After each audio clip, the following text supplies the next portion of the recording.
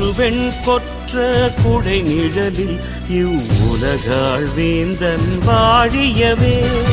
ஒரு வெண் கொற்ற குடை நிழலில் இவ்வுலகாள் வேந்தன் வாழியவே.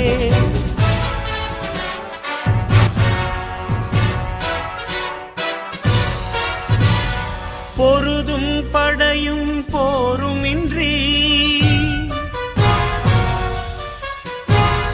பொருதும் படையும் போருமின்றி இறைவன் அன்பின் நிறைவாரி மக்கள் மனமாள் வேந்தன் வாழியவே.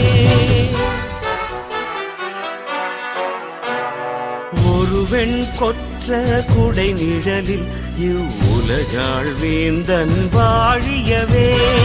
ஒரு வெண் கொற்ற குடை நிழலில் இவ்வுலகாள் வேந்தன் வாழியவே.